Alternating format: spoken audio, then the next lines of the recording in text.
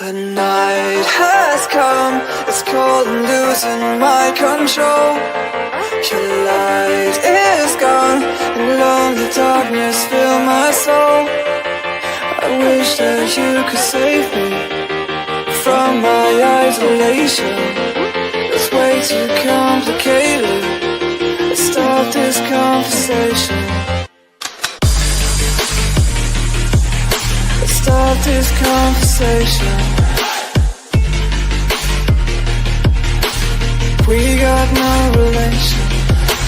I have come, it's all losing my control.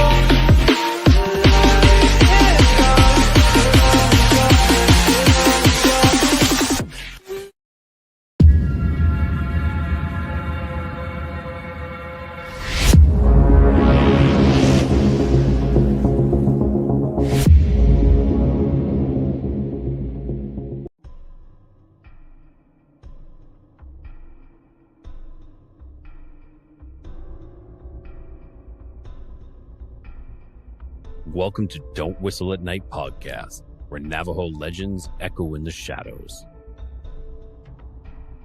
Darren and Dawn will guide you through the sacred fire of native storytelling, where the old stories breathe, the unknown walks among us, and voices, long hidden, rise to be heard.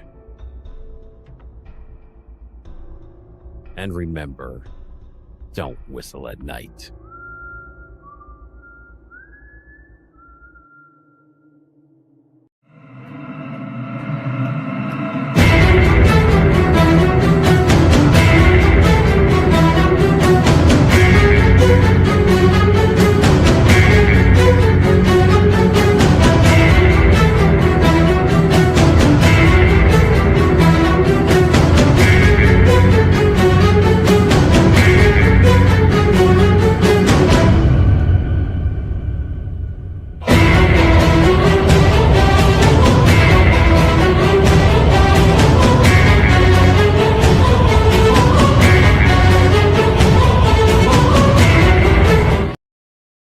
Hey, good evening, everybody, and welcome to the Tuesday night show, Into the Night, with me, your host, Sean Kelly. How is everybody doing tonight? Well, boy, do I got some stuff to tell you tonight before we get into the topic. And how's that sound? Hey, Kevin, good to see you. All right. I want to thank UPR and Talk Radio 105.3 Mississippi, 107.7 New Orleans for allowing me to give you two shows a week, Sunday night and Tuesday nights. My Sunday night show is 8:10 to 10:10 p.m. Eastern Time, and the Tuesday night show is 8:10 to 9:10 p.m. And I just want to thank Joe Montaldo and Michelle DeRoche for being the backbone of UPRN. And I want to thank all the other hosts with their other shows who do a magnificent job, who do a very, very good job on their shows. And that's what's really cool about UPRN, is that we have shows 7 days a week. Okay. Some days during the week, they start at 1 in the afternoon or 3 in the afternoon, 2 in the afternoon, all the way up until the last show of the evening. And they're all kind of different topics too.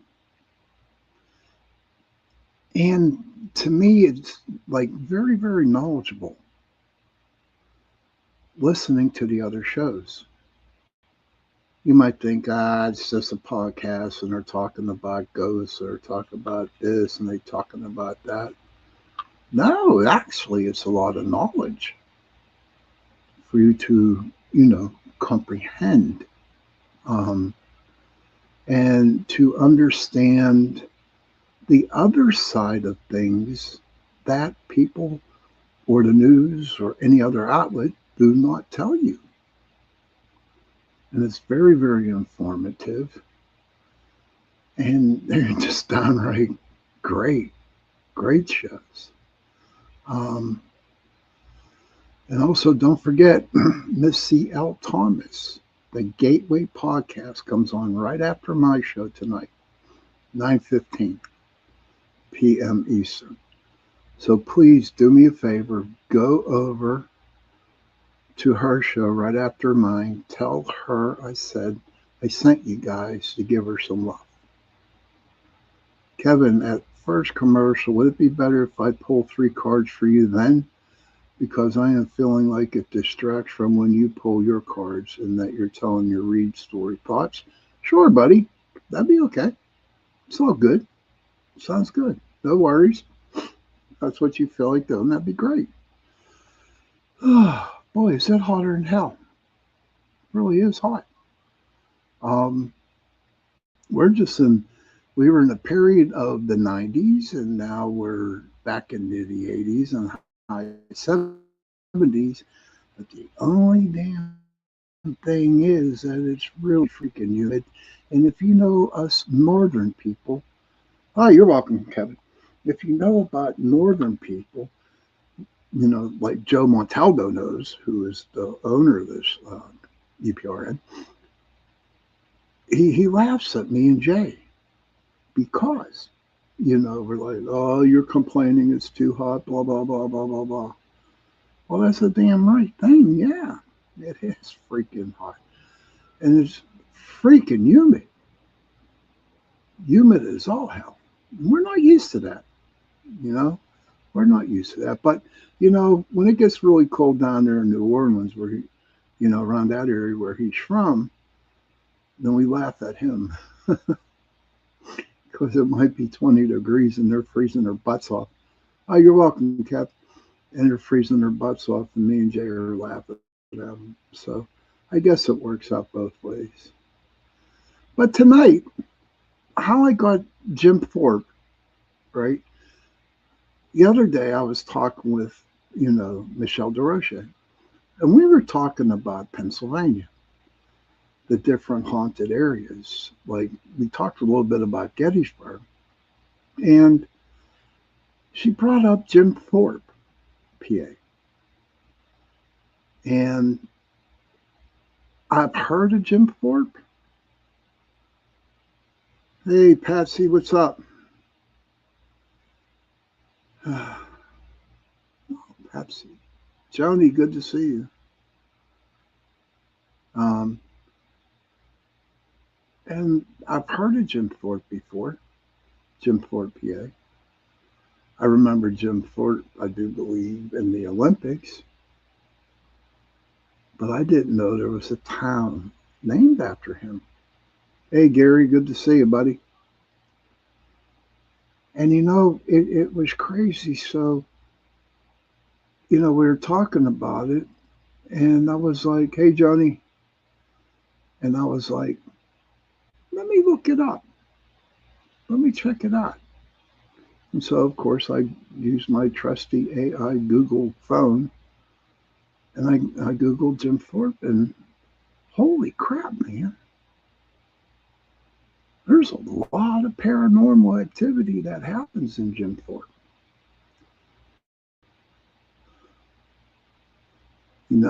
I mean, and it's so beautiful up there, from what I understand, because, of course, hey, Kendra, of course, I had to, check out the pictures online of Jim Thorpe, and gorgeous.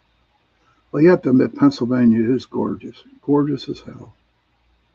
My day's doing great, Kendra. I hope yours is doing good. But the eastern part in Carbon County is gorgeous. All of Pennsylvania is pretty, especially around the fall time. But the town of Jim Thorpe, it reminds you of being in a European country, okay, called Switzerland. Thank you very much, Kendra. I truly appreciate it. Truly appreciate it. Hey, Mish, good to see you. And so I found out that there's a lot of paranormal activity in Jim Thorpe, PA.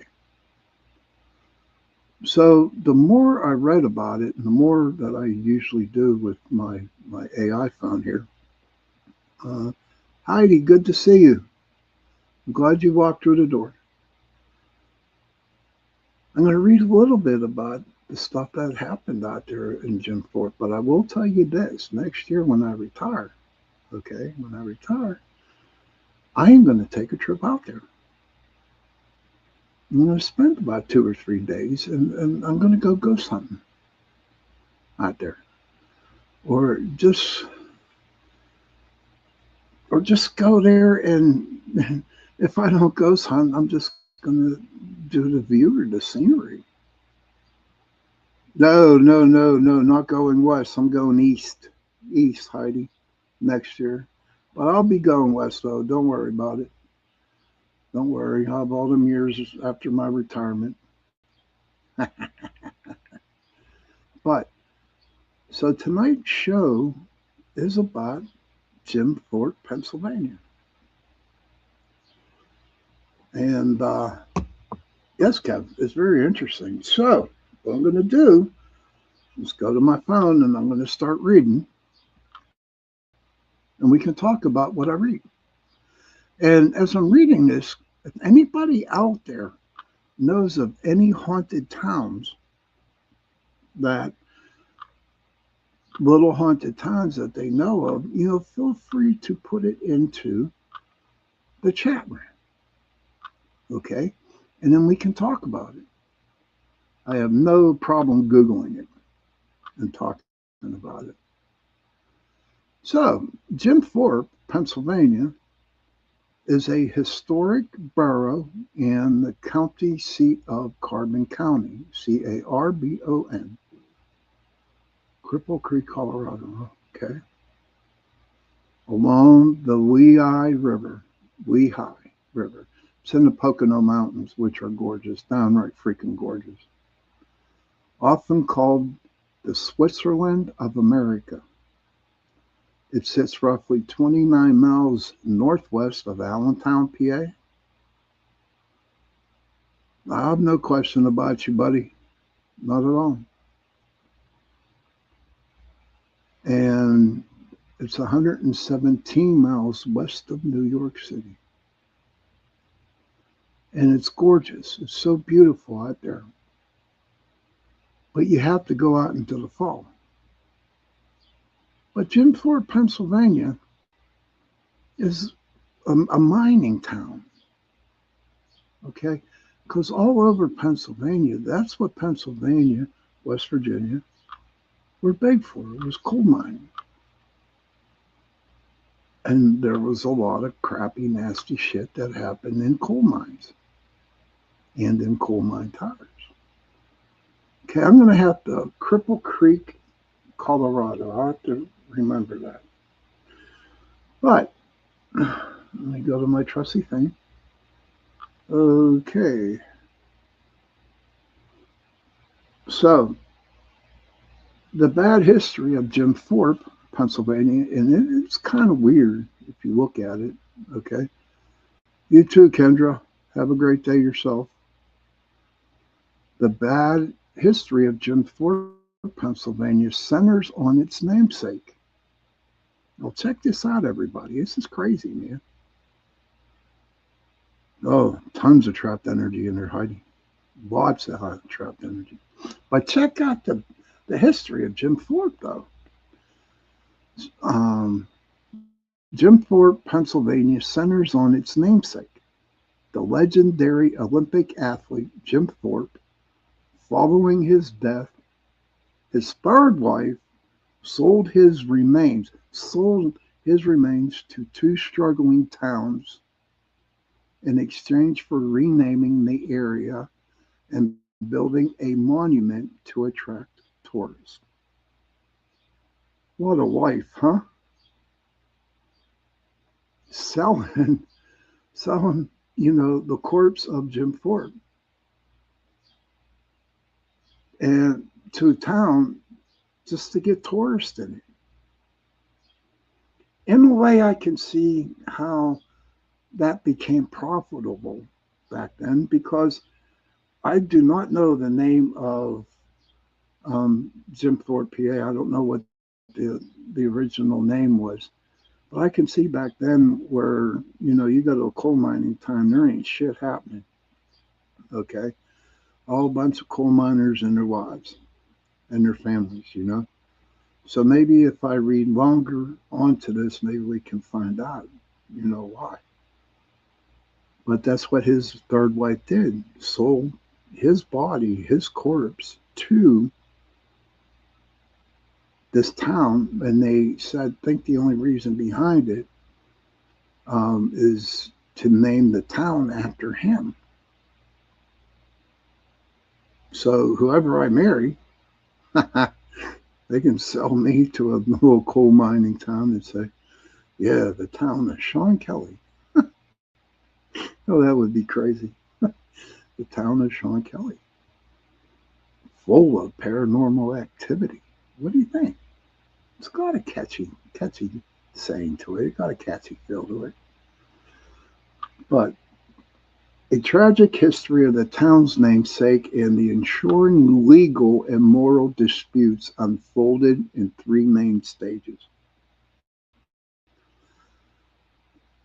One, a tragic and exploited life. Jim Thorpe, a Native American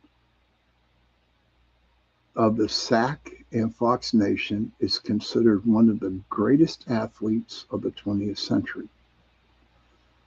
Despite winning 2 gold medals in 1912 Olympics, he was stripped of his records due to a minor hypocritical violation of amateur rules.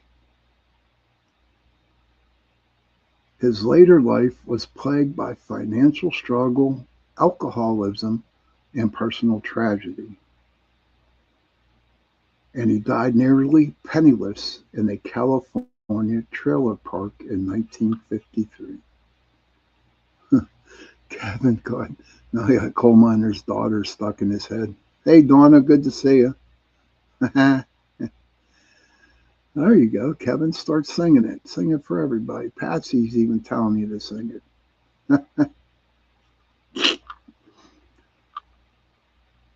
So, so he was a great athlete, and then they took his medals away from him because of some stupid hypocritical violation. You know, I thought it was like ridiculous what was happening here now, how they do this. And but I didn't know that they did that back in 1912. And of course he struggled. His later life was plagued by financial struggle, alcoholism, and personal tragedy. And he died in California trailer park in 1953. Nothing against people who live in trailer parks, but that's not a great way to pass away or a good place to be, though. All right, everybody. Okay, the controversial burial agreement. Now, here's what it gets a little crazy. What I'm saying. Thorpe's twin brother, mother, and father all died during his youth. When Jim died, he requested to be buried on native land in Oklahoma. So he requested to be buried in Oklahoma on a reservation. However, his third wife, Patsy, ignored these wishes. Ignorant bitch.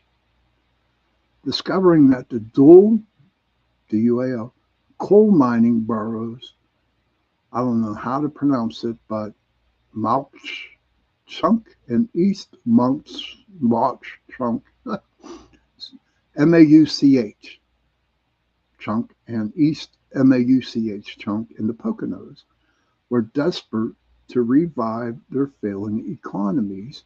She struck a deal.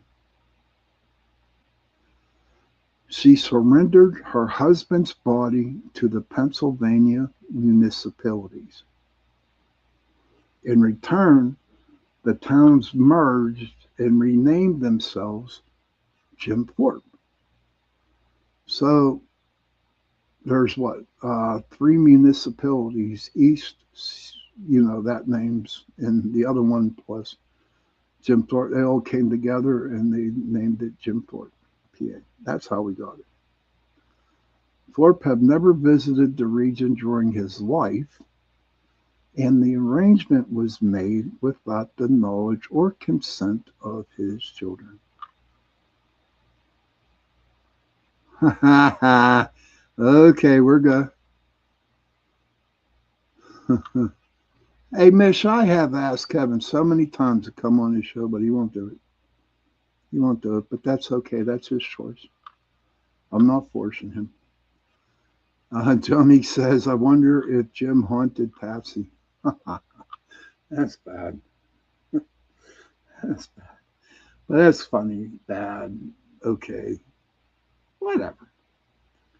And so his third wife, okay, decided to sell his body to, those three different counties. And, but not to tell his children, not to get their consent.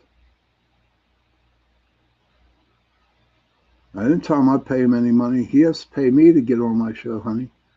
And I'm looking at $10,000 an hour.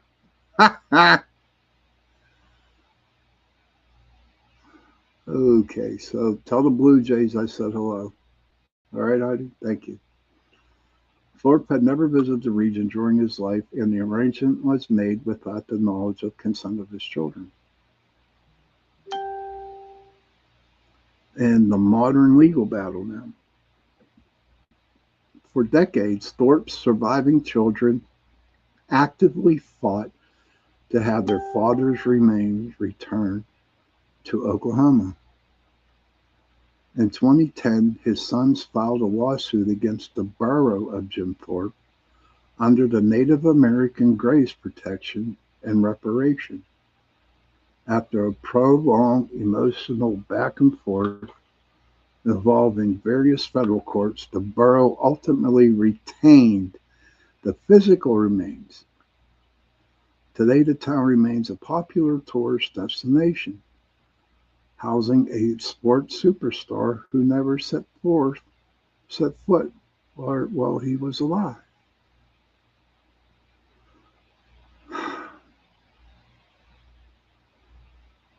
So his third wife wanted money, so she sold his corpse over there to eastern Pennsylvania in the Pocono Mountains and the little boroughs over there without the consent of his children. That's a bunch of horseshit.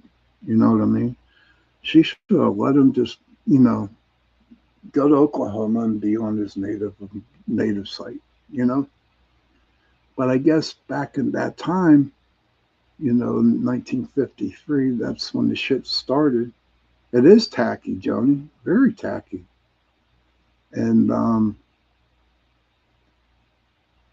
so that's how Jim Thorpe, PA, got its name. By some inside dealings with his third wife. Sucks, man. It sucks. But it is that time. It's 8:33 p.m. at the bottom of the hour, and it's time for us to take a little quick break. And so go talk to the Blue Jays and go say hello to that bunny, Heidi, and have a cigarette while you're at it. And everybody else, go have a cigarette, drink, get a Coke, have a Coke and a smile, and all kinds of other good stuff. So I will see you back here in a couple minutes. It's hot.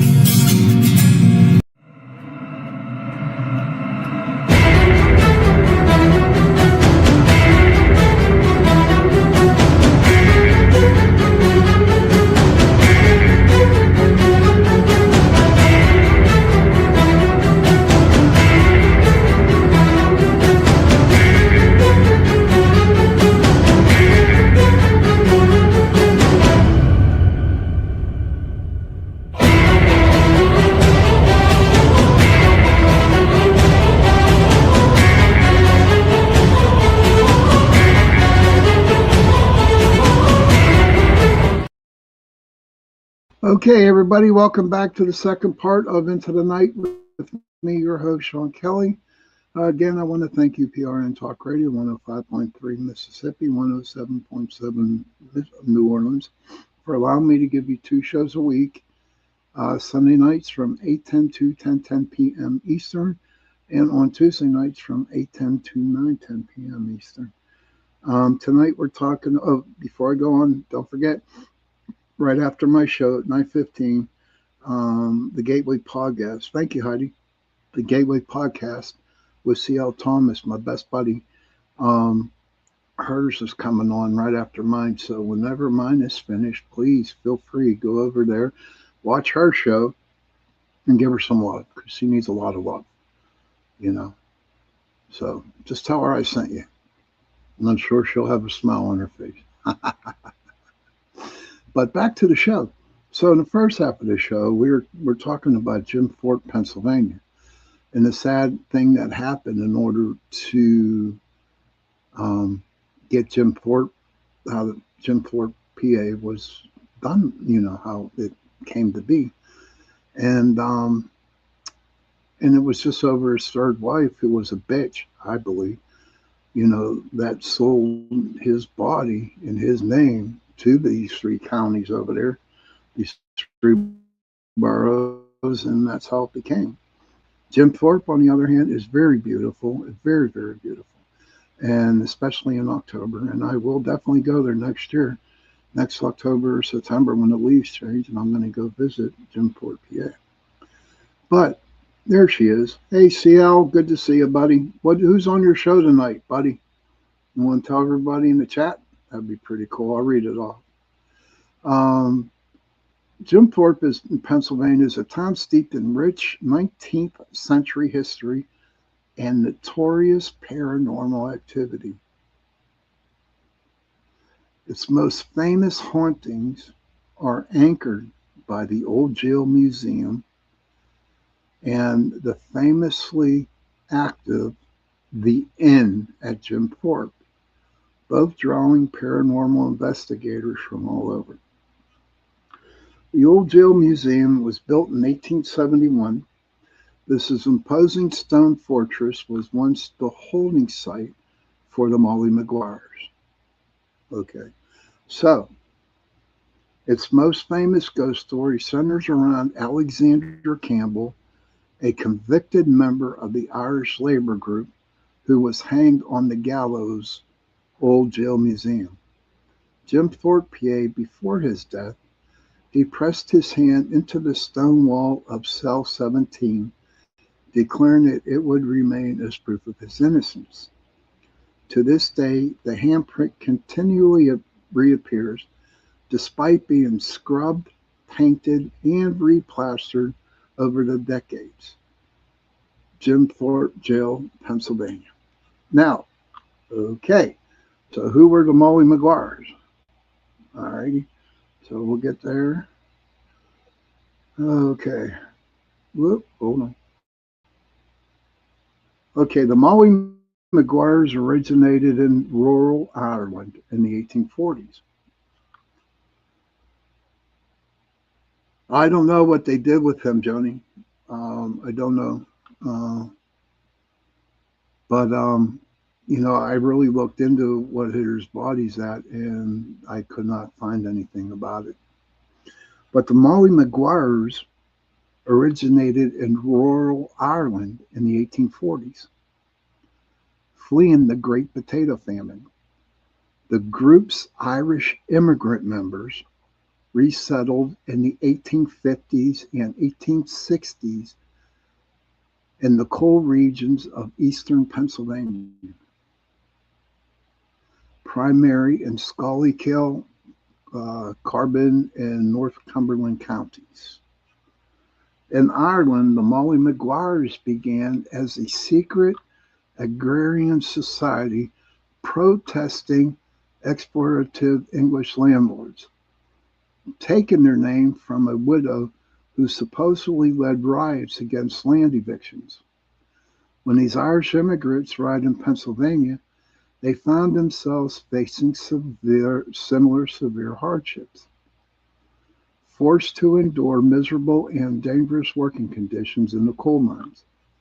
They were subject to intense discriminative and poor treatment by mining executives. The group allegedly reformed in the Pennsylvania coalfields to fight for better wages, improved working conditions, and exact vengeance against abusive mine bosses. While debate still exists among historians as to whether they acted as a coordinated terrorist organization or a rudimentary labor union, their history remains deeply tied to the Pennsylvania Center for the Book Lore. Many of the events, trials, and executions connected to them unfolded in local areas still accessible today. That is like, and of course, the Irish. Of course, it had to be the Irish, of course. And what they did was basically, if people had a hard time understanding me, what I said is that back in Ireland, the Molly Maguires, they were in the hardships and shit like that, and they would battle, they would fight the English over there. Hey, Joe Fox, good to see you, buddy. And so they came here to Pennsylvania, some of them, and and it's like they kick some ass here too. So, oh, hold on a second. I got to get my thing back together. So as you all are chatting away over there in the chat room, I'm going to still, let's see if I can find it. Okay. Okay, where's it at? All right, here it is. I think it is, yeah. Okay, yep, here it is. Okay, so that's what happened in the old jail over there in Jim Thorpe. Okay, is where a lot of the shit happened with the Molly Maguires. And Joe Fox says Jim Thorpe is about 1 hour away from me as the crow flies. Been there many a times before. Sweet, dude. Sweet. I'm going out there next year, next September or October. I'm going to check it out. I'll stop in and we can take a ride out there, have some coffee. The inn at Jim Thorpe, dating back to 1833, the historic inn at Jim Thorpe is notorious for its paranormal activity. The most famous spirit is Madeline. Joe says awesome town experience, including the jail. The most famous spirit is Madeline, a woman who tragically hanged herself in room 211.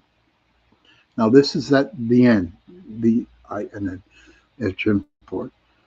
In room 2, after a miscommunication caused her and her lover to miss their planned elopement. Guests frequently report that chairs in their rooms are turned upside down overnight. The smell of cigar smoke appears out of nowhere, and the TV turns on and off by itself. That's like really cool.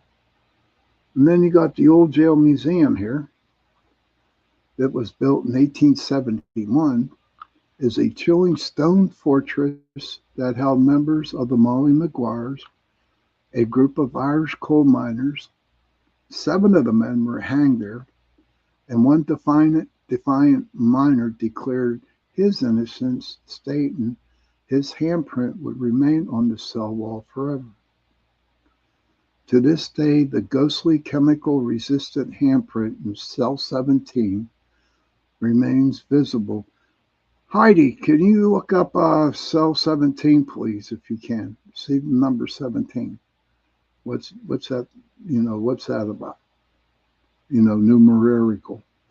Remains visible despite numerous attempts to scrub and paint over it.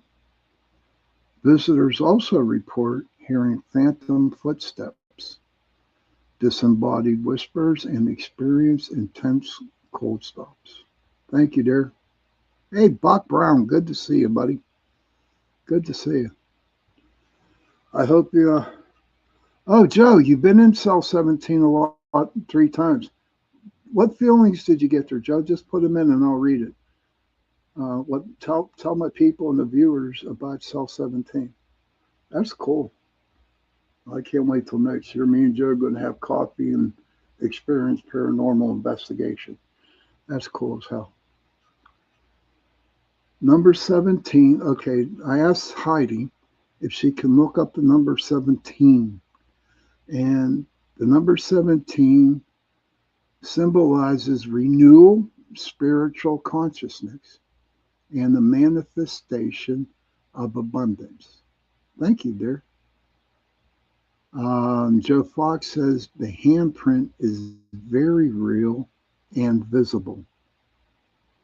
Thank you for doing that. Let me read that one more time. What Heidi wrote about the number 17. Let me get up here. Okay.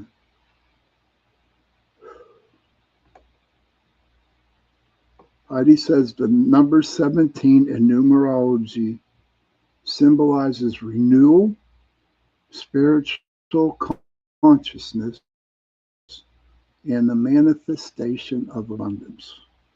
So we're all going to be rich after my show tonight. How's that sound, everybody?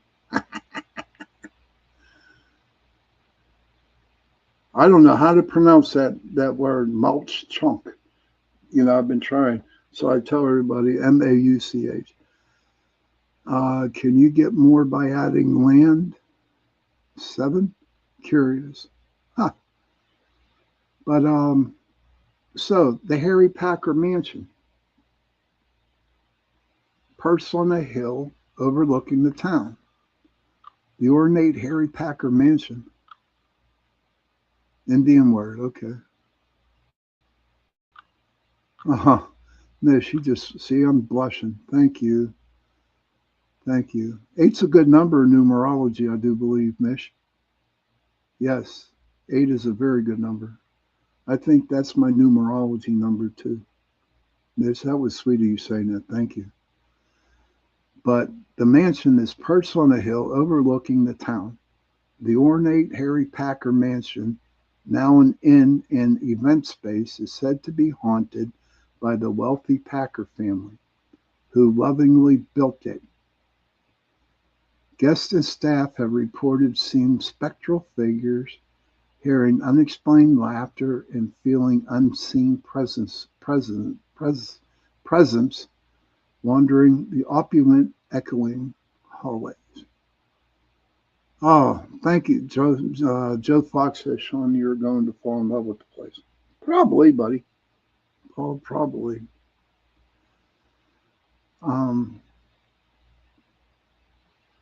So those are like 2 or 3 of the main attractions that they have. I got an octopus, cheetah, and hyena, but chat was flooded. LL. That's okay. Thank you for the readings, buddy. Thank you for the cards. What's the name of the deck you read from, my friend? If you don't mind me asking. But and I'm sure there's a lot of other places over there in Jim Thorpe where it's haunted. No, I could never do that. You want £5 from me, buddy. I'll send you $10. Nah, no. See, people gotta realize I'm from Pittsburgh, Pennsylvania, and we have our own accent, we have our own dialect, and we speak totally different from everybody else in the United States. We do.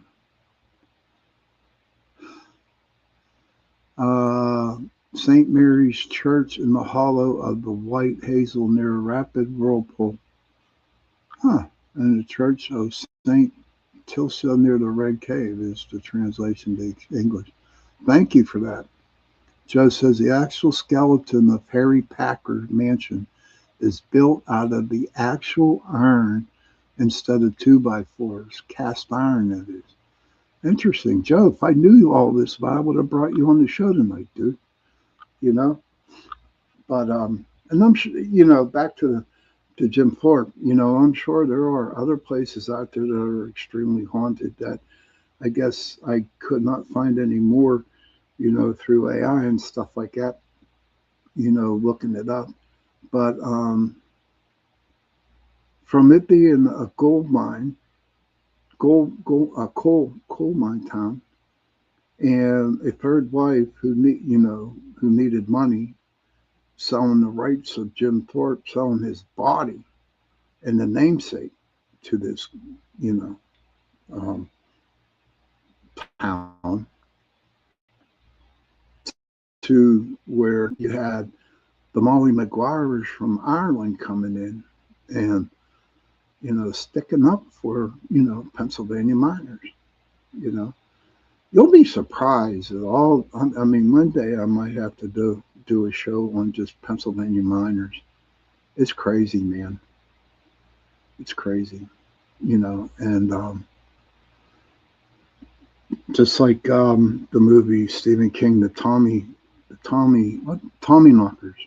Okay, I've had people on my show that believe in Tommy knockers. I have a dear friend out in Montana that has two silver mines, and he sees them and hears them all the time. Okay, Joe, don't worry. I will definitely tell you, buddy. I'll definitely tell you. But when it comes to the mines, especially in Pennsylvania, even in West Virginia too, I don't want to leave out West Virginia because they had a lot of coal mines down. That's how we survived here in Pennsylvania and West Virginia, was the coal mines. And I have some places that I could tell you that I have investigated that there was a lot of tragedy, a lot of deaths. And the places I've been to are definitely very, very haunted. Well, you know what time it is. It is 5 minutes to 9, and you know what that means, everybody? It's time for a reading. Okay. I hope everybody enjoyed the show tonight. I hope you have the opportunity to go to Jim Thorpe, PA, and check out the scenery, check out the paranormal, check out, or just walk through town. They do call it the Switzerland of the Switzerland of Pennsylvania, and it's beautiful. It's a beautiful place. So after the show, if you ain't busy, just Google Jim Thorpe, PA, and look at the pictures and read up a lot more of it. So it is 8:55. Canary birds come to mind when you say coal mines.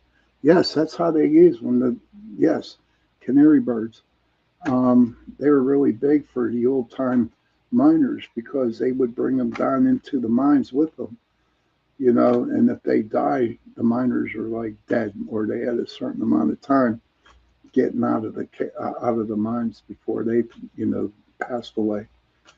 But I had a show. My very first show on UPRN by myself was that the Tommy Knockers. Um, and but so before I pull this cards, what I want to do is I'm going to look up the canary because Mish came out and she said when she thought of the canary. So I'm going to read that.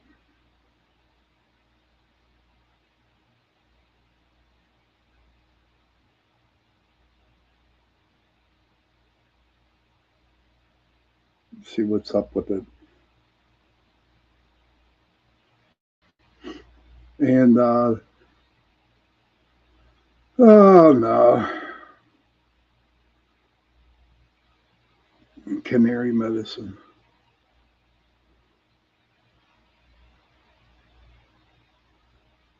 Um, Joe Fox says, um,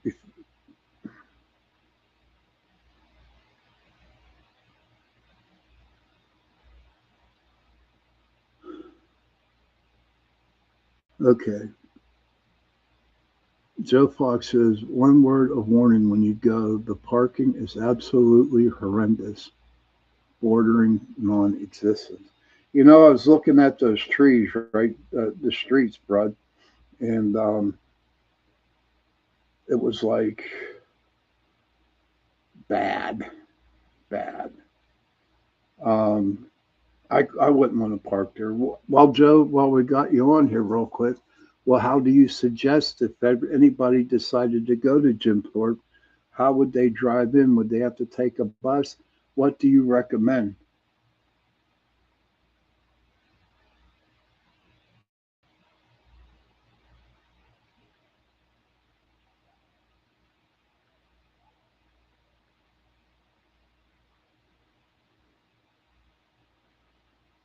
Okay, you ready, buddy?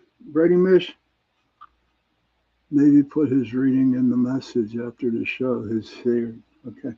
But okay, here's the deal with your canary, Mish. In the spiritual animal guides and oracle decks, the canary represents intuition, self expression, and making your personal story your strength. It symbolizes the ability to perceive subtle shifts in energy and environments, reminding you to find joy, use your voice, and speak your own truth. Um, known historically for sensing dangerous shifts in air quality, the canary represents the heightened ability to read the atmosphere in your life and surroundings. The bird's melodious songs encourage you to communicate your feelings, express creativity, and stand up for your beliefs. Joy in the inner truth. Canary medicine asks you to honor your personal journey and use your story as an anchor of strength, bringing happiness and freedom into your present. I hope that helped you out, Mish. I think it helped out a lot of people. I'm going to pull a couple cards here and let's go. All right. So I shuffled the cards and I'm cutting one, two, three. First card I pulled, we had this the other night, the raccoon. Again, somebody's having like a family issue here again. Somebody's attacking somebody's family, and the raccoon's coming out and kicking some ass, protecting their families. Um, and this time around, the raccoon is like really has the claws out for the killing. I mean, really going at it. Am I Catholic? I am spiritually. And the other one again I pulled was the buffalo. And if this comes out, yeah, I got to reshuffle these. New one. But I like the canary. I think we can go with the canary, what Mish came up with. Am I Catholic? No, I am not Catholic. It says that on my baptism. Um, but no, I don't consider myself Catholic at all. I consider myself, honestly, to spiritually. All right. Oh, that was a drink. I don't know what's going on. I think maybe I'm not supposed to read tonight. I think Mish gave us the bird, the canary bird, as our symbol tonight. Yeah, I know, Kevin. It's weird. Okay, if this happens again, I'm gonna have to talk to the animals about this.